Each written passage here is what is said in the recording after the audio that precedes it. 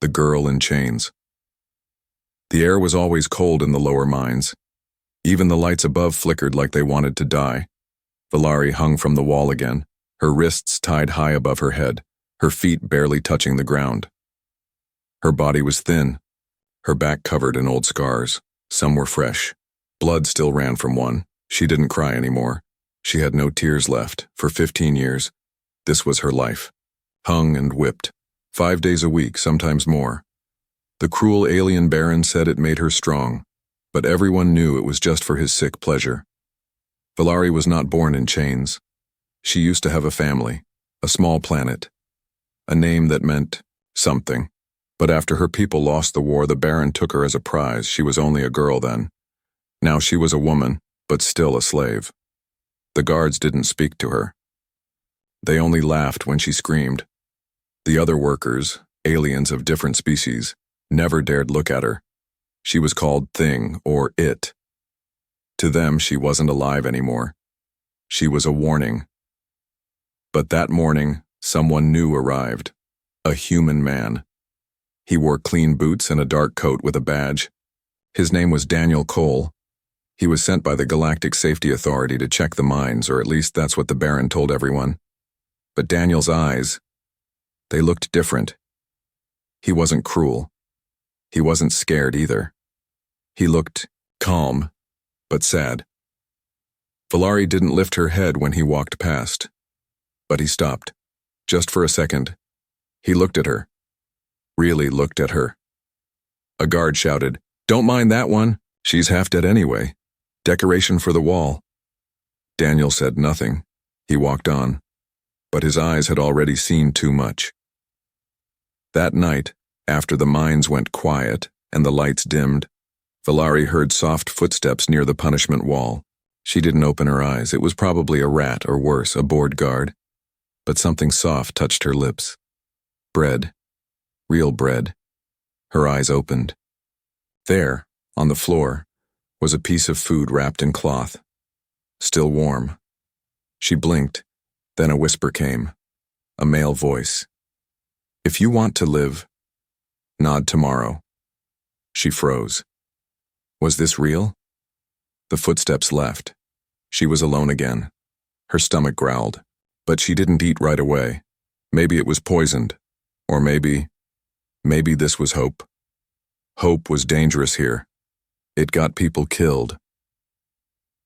The next morning, during the roll call, Valari stood with the other slaves. She was shaking, weak. But her eyes searched the line. He was there. Daniel Cole, standing near a control panel, pretending to read numbers. Their eyes met, very slowly. Valari nodded. Just once. Daniel's face didn't change, but he saw her. That day, the guards whipped her again. She didn't scream, not even once, because now she had something more powerful than pain, a chance. Later, Daniel sat alone in his quarters. His hands were tight in fists. He had seen many things, broken machines, crushed bodies, dangerous tunnels, but nothing had shaken him like the girl on the wall. He had read the reports, prisoners, hard labor, punishments. But this was no punishment. This was torture. 15 years. 15 years of being whipped and hung like an animal. And yet, she nodded. She wanted to live. Daniel didn't know why yet, but something inside him had changed. He opened a small bag and took out a data pad. Operation Rescue, he whispered. The mission had begun. Meanwhile, Valari sat alone in the dark, her piece of bread hidden under her blanket. She had taken small bites slowly. Tears came down her face for the first time in years. Not from pain, but from something she had forgotten even existed. Kindness. A stranger had looked at her and didn't see a slave. He saw a girl worth saving, and for the first time in 15 years, Valari believed she might not die here, not in chains, not like this. Daniel Cole walked through the prison mine like a ghost among shadows. Most workers didn't look at him. Some didn't even know what a human looked like. He was quiet, calm, and always watching. The guards joked that he was soft. The Baron thought he was harmless. But Valari had seen something else in his eyes, something the others missed. He was not like them. He returned the next day standing near the control board as the slaves lined up for roll call. Valari was among them, her arms trembling from the whipping but her back straight. She had not eaten all the bread, she had saved a piece. She didn't want to waste kindness. She looked for him, and there he was. He didn't smile, didn't wave. But he was looking at her, just for a moment. That was enough. Daniel had started asking questions, not loud ones, careful ones. How long had the punishment wall been used? Were the whips legal on this moon? Were any records kept? The guards rolled their eyes and gave lazy answers. No one took him seriously. But Daniel was listening. He had already started building a map in his head, where the cameras were, which keys the guards used, how long the shifts lasted. He wasn't just a visitor, he was a hunter. That night Valari was in her corner cell, cold stone walls and nothing but rags. She didn't sleep. Her body wouldn't let her. Then she heard a soft sound. Metal. A thin door slid open in the wall. She froze. From the shadows a figure stepped inside. She was ready to scream, but stopped. It was him.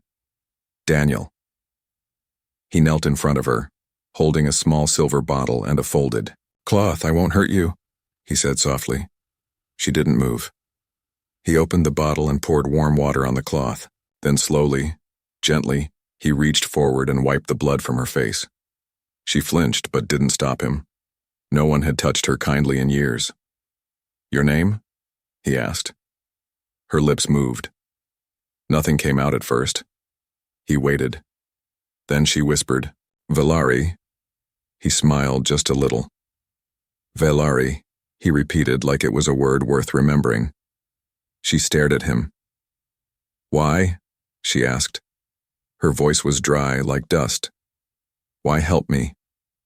Daniel looked into her eyes.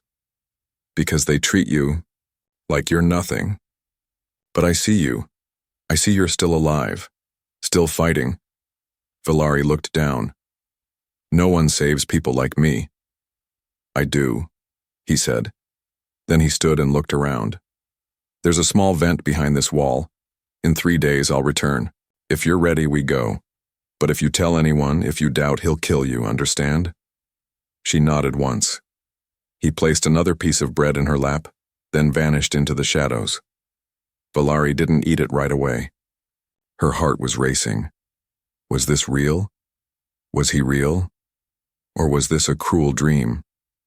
But the warmth in her chest told her hope had returned. Daniel moved like a shadow through the facility. He copied codes, downloaded maps, and sent encrypted messages to the nearest human base. He marked the weak points of the gate, learned the guards' shifts, and calculated how much time he would have to move. 3 minutes. That's all he would get. But even that might be too long, especially if they were caught. Back in her cell, Valari did something she hadn't done in years. She stood without shaking. She washed her face with old water. She whispered her name again and again to herself, as if trying to remember she had once been a person. The other slaves looked at her, differently now. She didn't seem broken anymore, she seemed dangerous. 2 days passed. On the 3rd night Daniel returned. Valari was ready. She had no shoes, no protection, but she was standing tall, eyes full of fire. Daniel didn't smile, he just nodded. They didn't speak, they just moved. Through the vent, past the old boiler room, across a metal bridge above lava pits. Her legs burned with pain, but she never stopped. She had lived in chains for 15 years. What was 5 more minutes of pain? But then, alarms. Sirens screamed. Someone had noticed. Guards shouted behind them. The escape tunnel was almost in reach. Valari stumbled. Daniel grabbed her, threw her, over his shoulder and ran. "Don't stop," she cried. "I'm not," he said through gritted teeth. They burst through a final door and came face to face with 3 guards, guns raised. Valari screamed. But Daniel didn't slow. Blasters pointed at them.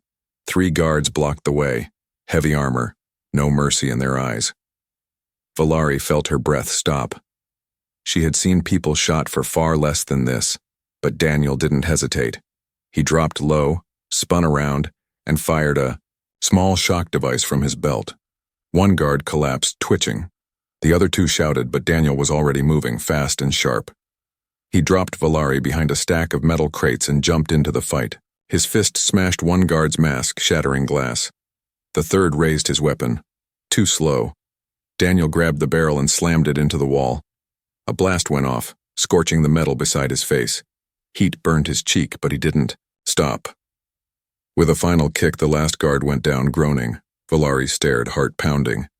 This human wasn't just kind. He was dangerous. He was fighting for her. Daniel ran back to her and grabbed her hand. "Let's go." They sprinted through the final hallway. Smoke filled the air now. Alarms screamed, lights blinked red. Footsteps echoed behind them. More guards were coming. They reached the outer gate. It was locked. Daniel cursed under his breath and slammed a small device onto the control pad. Sparks flew. Valari watched in panic. "They're coming!" No," Daniel replied, working fast. "Just 1 more second." A warning shot hit the wall beside them. Then another. The Baron's voice echoed through the speakers. "You're throwing your life away for a worthless thing, human." Daniel ignored him. The gate finally opened with a heavy groan. "Move!" They ran into the open night. For the first time in 15 years, Valari saw the stars without bars in front of them. But they weren't safe yet. The outside world was no better. Fire burned in the trash fields. The mine's smoke towers spit ash into the sky. A black truck waited far ahead, Daniel's emergency transport. He grabbed Valari again and ran. Behind them, guards poured from the gates. Some had guns. Others rode hoverbikes. The chase began. Daniel shoved Valari into the truck and jumped into the driver's seat. Engines roared as the truck sped across the rocky terrain. Bullets whizzed past. A tire exploded, but the vehicle kept moving.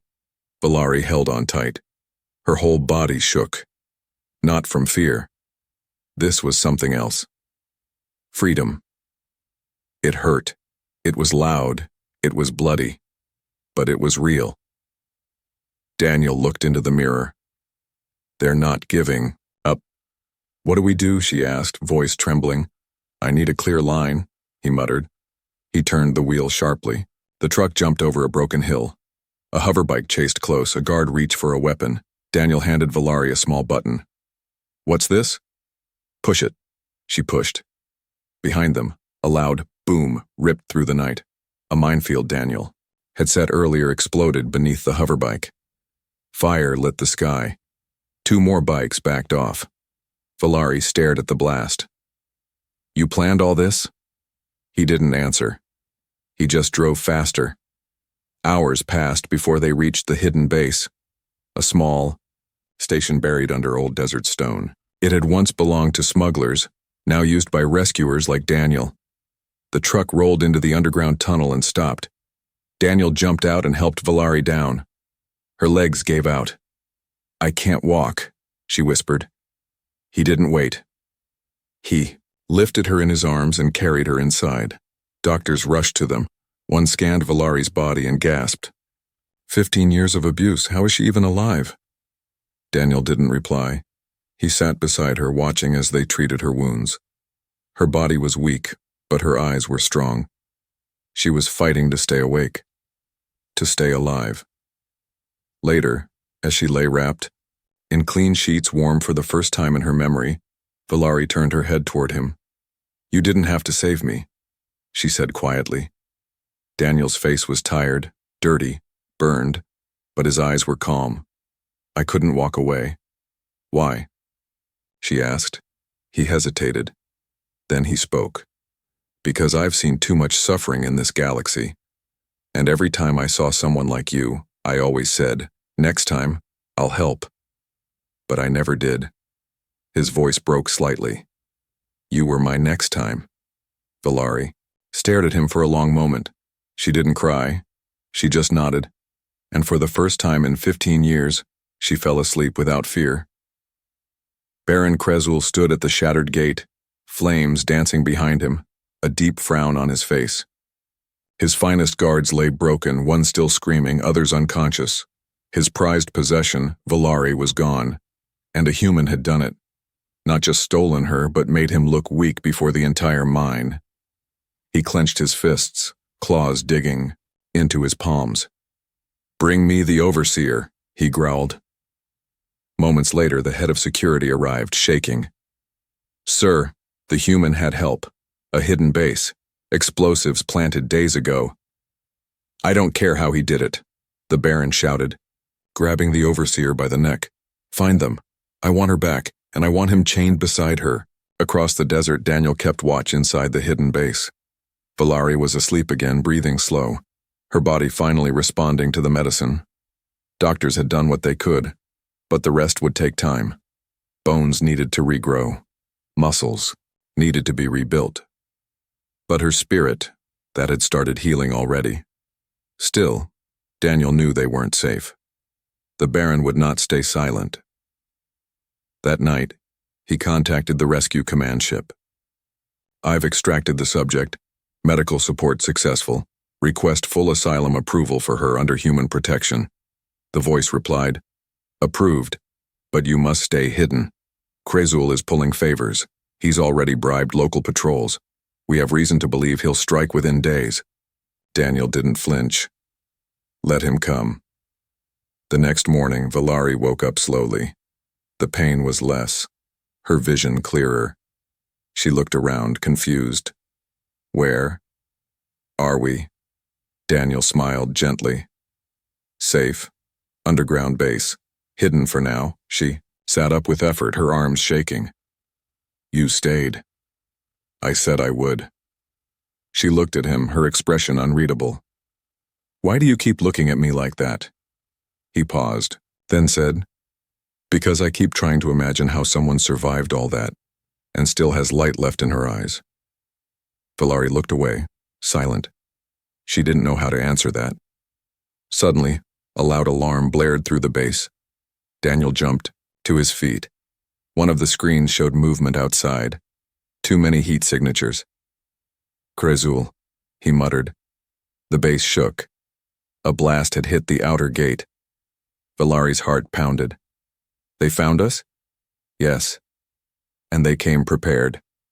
Daniel pulled out a case. Inside were weapons, gadgets, and a small communicator. He turned to Valari. "Can you walk?" She nodded, though unsure. "I'll try." "Then stay with me. We'll get out another way." Another explosion hit. The lights flickered. Smoke crept into the tunnels. They moved quickly. Daniel supported Valari as they passed dark corridors. Distant gunfire echoed behind them, guards sweeping the base. Valari's breathing grew harder. "I'm slowing you down." "No," Daniel said firmly. "You're the reason I'm moving." Suddenly a figure appeared. At the end of the hallway, one of Kresul's hunters, massive, armored, and fast. Daniel raised his gun and fired, but the hunter dodged and charged. Daniel tackled Valari to the side as the hunter crashed into the wall behind them. The force knocked them both down. Valari hit the floor hard. Pain shot through her leg. The hunter turned slowly, growling. Daniel stood again, blood on his face. He pulled a grenade from his belt, twisted the top, and threw it. "Close your eyes." Valari obeyed. A blinding flash filled the tunnel. The hunter roared in pain, blinded. Daniel grabbed Valari and ran again. They reached a metal hatch near the far end of the base. Daniel punched in a code. "Come on. Come on." The hatch opened. They climbed into a narrow shaft. It led upward, a tight escape tunnel through rock. Behind them, the hunter recovered. Shots fired. Sparks flew. One grazed Daniel's shoulder. He groaned but kept going. They emerged in a cave above the valley, outside, at last. Daniel pulled out a flare and launched it high into the air. Seconds later, a small ship descended from the clouds, hovering just above the ridge. The human rescue crew had come. A ramp dropped down. Soldiers helped Valari up. Daniel followed last, barely standing. Inside, the ship rose into the sky. Below, Baron Kreisel reached the cave just as the ship vanished. He screamed in rage. The girl was gone again, and this time, she had wings. The rescue ship roared through the sky, engines burning bright as it climbed higher into the atmosphere. Inside, Valari sat strapped to a soft chair, wrapped in warm blankets, her body still trembling, not from cold, but from everything that had just happened. Her chest rose and fell too fast, her heart unsure whether it was safe to believe this was real. Daniel sat across from her, his shoulder bleeding through a bandage. He said nothing, just watched her quietly, like always, his eyes steady, never judging. There was fire outside the window, the ship's hull heating as they broke through the upper air layer. For a brief moment, Valari thought it looked like the whole world below was burning. Maybe it was. "Drink this," one of the medics said, handing her a small silver cup. The liquid inside was warm and sweet. She took a sip. Her body relaxed almost instantly. "You're safe now," the medic added kindly. But Valari wasn't sure. Safe was not something she understood. 15 years of pain had taught her to be ready for betrayal at any second. Still, the pain in her limbs had faded a little. Her breathing was easier. She could sit without collapsing. She even managed a whisper. "Where are we going?" Daniel answered. "To Haven 7, a human space station. Refugees, survivors, wounded, all welcome there." "And me?" she asked. "You're not a slave anymore," he said, his voice calm. "You're protected by human law now. You're free, Valari." The word echoed in her ears. Free. She tried to say it back, but her voice cracked. Daniel leaned forward. "Do you want to start over?" She looked at him for a long time. "Yes," she said, "but I don't know how." "You don't have to know yet," he said. "You just have to take the first step." Hours later, the ship landed on a platform floating high above a glowing human colony. Haven 7 was bright, peaceful, very different from the mines she had known. Clean air flowed inside. People smiled at each other. Children ran through halls without fear. As Daniel walked beside her, supporting her gently, Valari's eyes widened. "No chains, no guards on, and no whips, no masters," Daniel added. "Only choices." She didn't know where to look. It was all too big, too kind. Inside the station, officials greeted them. Medical teams took her in for deep scans. Her name was added to the protection registry. She was given a real room, her own. It had a bed, light, and a door she could lock or unlock by herself. Daniel checked in once the room was ready. She sat on the bed, holding a clean towel in her hands, like it was treasure. "Tomorrow you'll meet a counselor," he said. "They'll help you talk about anything, help you heal." Valari didn't respond. She looked down at her fingers, still shaky.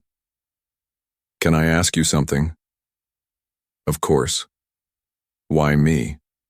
Out of all the slaves in that mine, why save me?" Daniel leaned against the doorway, his face tired but honest. "I saw your eyes. Even chained, they were full of fight. You hadn't given up. That's rare. Most people stop hoping. You didn't. And I couldn't walk past you and pretend I didn't see that." Valari blinked slowly. "I almost gave up, but then I saw you," she whispered. Silence passed between them like a quiet truth. He gave a small nod. "Rest now. You're safe here. I'll be nearby." He stepped out and let the door close. But peace never came so easily. Far across the galaxy, Baron Kreisel wasn't done. He had money, power, and pride, and losing Valari had wounded all three. That night, he stood in front of a dark screen speaking to someone in a deep and hidden part of the universe. "I want her found," he snarled. "No matter what it costs. The human, too." The voice replied, "Even on a protected station? That would mean war." "I don't care," Kreisel growled.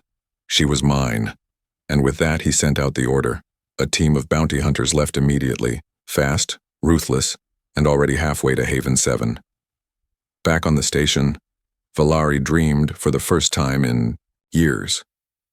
In her dream, she wasn't bleeding. She wasn't tied up. She wasn't begging. She was standing under alien stars, holding hands with someone who told her she mattered. And this time she believed him. Haven 7 sparkled under the stars like a silver flower blooming in space. It was meant to be safe. No weapons, no war, no slavery. But deep inside the quiet walls, trouble was moving closer. Valari had spent a full week on the station. Her body was healing fast with human medicine. Every day she woke in a soft bed. Every evening, someone brought warm food. And every night she sat by the window staring at the stars, trying to believe that she was truly free. Daniel visited her often. He never pushed her to speak, but always asked gently if she wanted to walk or talk or just sit. She always said, yes, but he was worried. Something had changed in the air. He noticed more patrols, more scans, whispers among the security officers. Then one night while Valari was sleeping, Daniel received a message on his secure line. Bounty confirmed. 5 million credits for the live capture of Valari. Posted by Baron Krazul. Wanted immediately. All hunters approved. Daniel's face went cold. They had come for her. The next day, Valari was walking with him through the station gardens when she saw it. A poster flashed on a screen wall. Her face, her eyes, but not her name. Below it were the words, wanted, dangerous property, return for reward. She froze. People walked by without noticing, but she couldn't breathe. Daniel pulled her away and guided her back to her room. Inside, she fell to the floor. They're going to take me back. No, Daniel said firmly, not while I'm alive. But they have bounty hunters. They won't stop. Then I won't stop either. She looked up at him, tears on her cheeks. They'll kill you. He knelt beside her. I've faced worse. You're not property. Not anymore, not ever again. Her hands trembled. What do we do? Daniel stood. We prepare.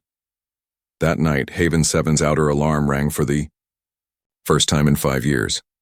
A foreign ship had docked without permission. It was small, fast, and illegal. Security teams responded, but too late. The bounty hunters were already inside. 5 of them. All species from the black markets. Fast, silent, brutal. They split up through the station, each holding a scan image of Valari's face. One moved through the medical wing. Another passed through the garden path. The leader, a tall creature, in black armor, walked directly toward the refugee hall, toward Valari's room. Daniel knew they would come. He was waiting. Valari sat on her bed, a small emergency bag in her lap. She had packed it herself, clothes, ID papers, even a necklace Daniel had given her, a silver ring with her name on it. Her name, not a number. The lights dimmed suddenly. She stood. Then, boom. A wall across the hall exploded. Screams echoed. Valari's door flew open, and there stood one of the hunters. 4 eyes, no mouth, long arms holding stun ropes. He stepped forward. But before he could touch her, crack. A shock bolt hit him in the chest.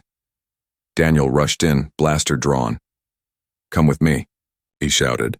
Valari followed. Smoke filled the hall. More shots fired. They ran through emergency corridors as security lights blinked red. Daniel opened a locked chamber, one only officers knew about. Inside was a small escape pod. This is our way out, he said. It'll take us to a civilian cruiser waiting nearby. But this is your home, Valari whispered. He looked at her. You are my home now. Tears filled her eyes, but she nodded. They climbed into the pod. As the door sealed, a loud explosion shook the station again. Another hunter had breached the docking bay. Daniel hit launch. The pod blasted away from Haven 7, diving into the cold, void of space. Fire and smoke burned behind them. Valari pressed her forehead to the glass window, watching the station vanish in the distance. I never wanted anyone to suffer for me, she whispered. You didn't cause this, Daniel said. He did, and we'll make sure he never gets another chance. But far behind them, Baron Krizzul's ship floated in the shadows of an asteroid field. He watched their escape on a screen and smiled darkly. "Run all you want, little slave," he said coldly. "I always collect what's mine." And with a sharp snap of his fingers, his ship changed direction. The hunt wasn't over, it had just begun. The escape pod drifted through the stars, small and quiet, like a pebble in the middle of a great black sea. Inside, Valari sat strapped into her seat, her hands clenched tightly, heart pounding. She could still hear the alarms from Haven 7, still smell the smoke. Daniel sat beside her, eyes locked on the scanner screen. His jaw was tight. He knew what was coming. "The cruiser is 10 minutes away," he said calmly, but his voice was tense. "Once we reach it, you'll be safe." Valari looked at him. "And you?" He didn't answer, because he knew the truth. Krizzul wouldn't stop, and he was already close. The scanner beeped. A large red dot appeared behind them. Then another. Then 3 more. "Tracking ships," Daniel whispered. He sent his best. Valari's breath caught. "We can't outrun them." "No," Daniel said, turning to her. "But we can end this." He pulled open a small panel in the wall. Inside was a remote detonator, connected to explosives buried deep in the escape pod's core. He looked at her carefully. "This pod has a failsafe. If it's ever captured, the system can destroy it." Valari froze. "You're going to blow it up?" "I'm going to set a trap, but not for you." He pressed a code into the console and changed their course. Instead of heading straight for the cruiser, the pod curved into the shadow of a dead moon, a cold, abandoned rock floating between stars. "Krizzul will follow us in. He always wants to finish things himself," Daniel said. Valari grabbed his, "Anta, don't sacrifice yourself for me." "I'm not," he said softly. "I'm giving you a chance to live. Not hide, not run. Live." Tears ran down her cheeks. "Please, don't go alone." He smiled gently. "Then come with me." The pod landed quietly on the dark side of the moon. Daniel helped Valari out, carrying a pack of supplies and a small weapon case. They set up a beacon near a high ridge, where the incoming ships would detect it. Then they waited. The stars above were cold and silent, but the ground beneath them shook minutes later. Krizzul's warship arrived.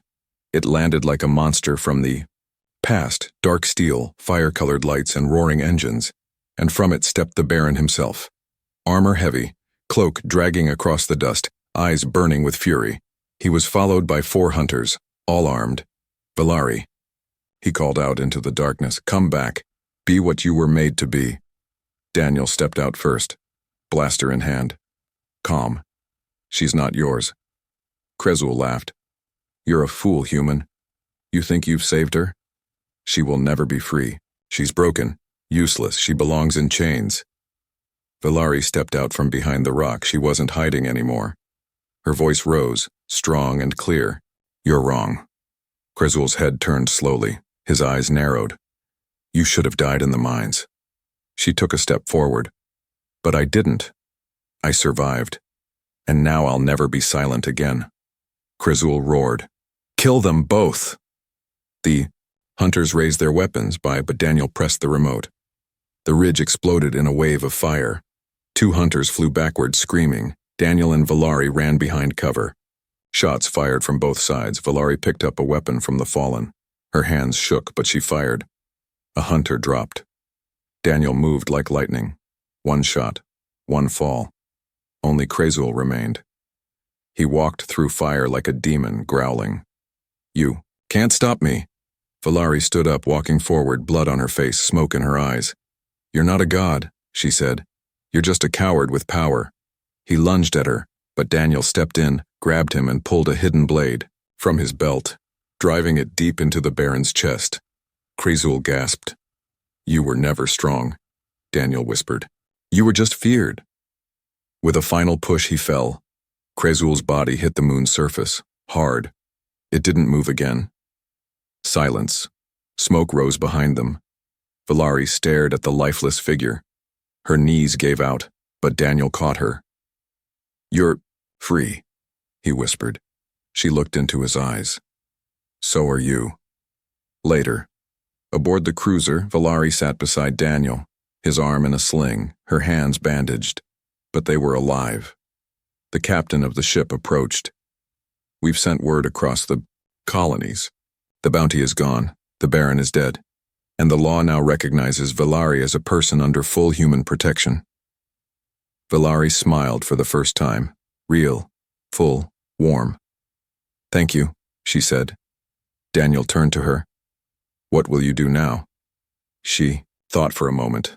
Live, learn, heal, maybe even love. Daniel raised an eyebrow. Anyone in mind? She blushed, then smiled again. Yes,